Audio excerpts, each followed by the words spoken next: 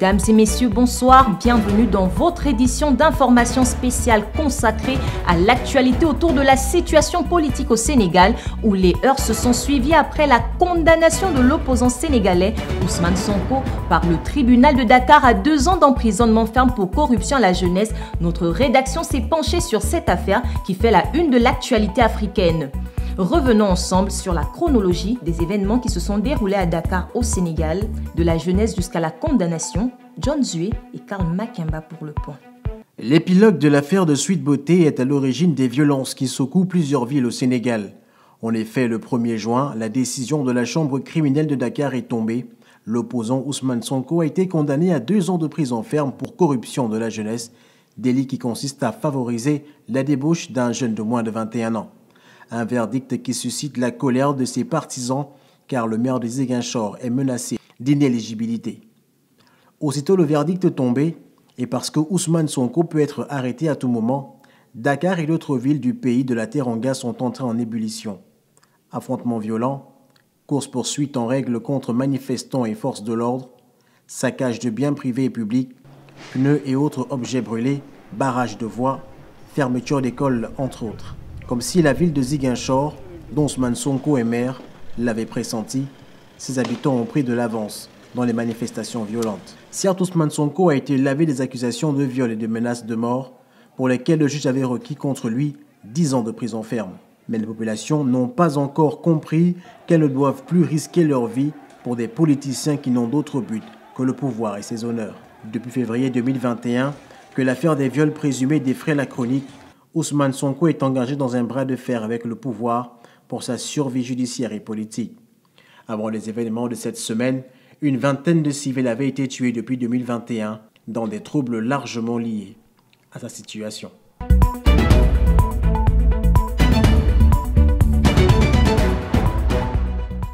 Les violences se sont poursuivies tard dans la nuit à Dakar. Aux alentours de 21h heure locale, plusieurs témoignages d'habitants de la capitale ont été recueillis.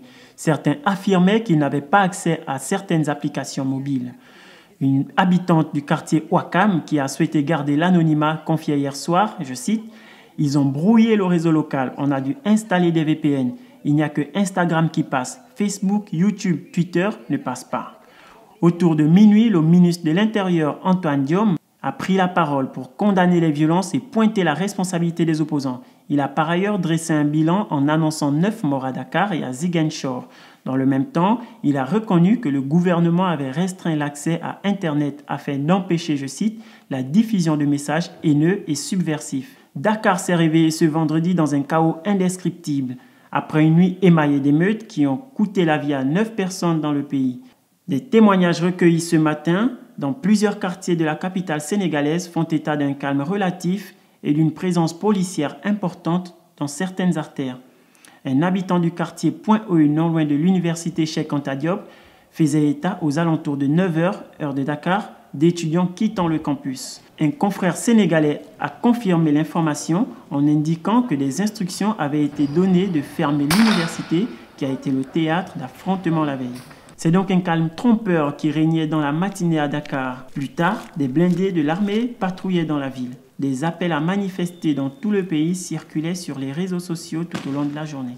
Dans l'après-midi de ce vendredi, des heurts étaient signalés à la périphérie de la ville, dans des quartiers de Kerbaï, Kermassar et Pikine, où un important dispositif était remarqué. L'opposant Ousmane Sonko se trouve toujours dans sa résidence de Dakar, où le dispositif policier a été renforcé après avoir été allégé en début de matinée.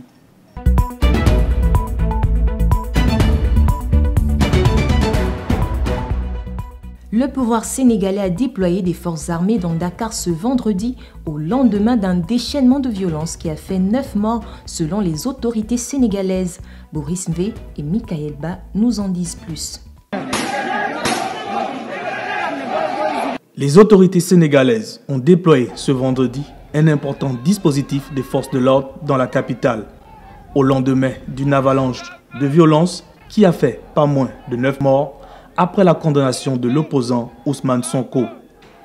Des hommes portant des treillis et des armes lourdes de guerre ont été mobilisés dans différents points de la capitale. Habituellement bruyante, elle affiche un visage désertique, paralysant ainsi l'activité. Dans la crainte de nouvelles heurts, Les magasins sont restés fermés, portant encore les stigmates de la journée précédente. Avant les événements de jeudi, une vingtaine de civils étaient passés de vie à trépas depuis 2021 dans des affrontements similaires entre forces de l'ordre et population liés à la situation de l'opposant Ousmane Sonko. Le gouvernement espère éviter le pire grâce à ce dispositif et appelle au calme et à la sérénité des citoyens en garantissant leur sécurité.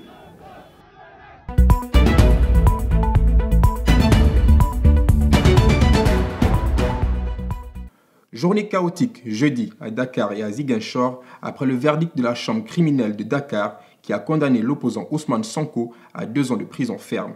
Les émeutes qui vont suivre feront au moins 9 morts à Dakar et à Ziguinchor. Le fief de l'opposant enregistre par ailleurs 3 victimes par balle et de nombreuses destructions, parmi lesquelles 3 établissements scolaires. Nous avons constaté avec regret des violences ayant entraîné des destructions sur des biens publics et privés et malheureusement 9 décès à Dakar et à Ziguinchor. En 2021 déjà, des manifestations suite à l'arrestation d'Ousmane Sonko, accusé de viol, avaient fait une vingtaine de morts.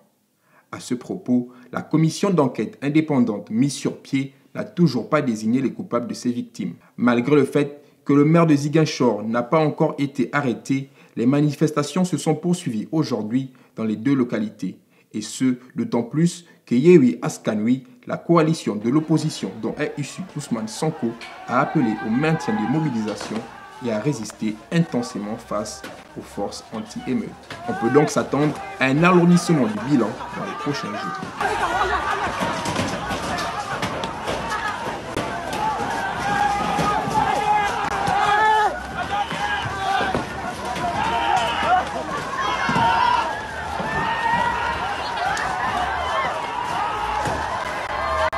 C'est sur ces images que nous refermons cette édition d'information spéciale autour de la situation politique au Sénégal où les heurts se sont suivis après la condamnation de l'opposant sénégalais Ousmane Sonko par le tribunal de Dakar à 2 ans d'emprisonnement ferme pour corruption à la jeunesse. Mesdames et messieurs, merci de nous avoir suivis. Bonsoir.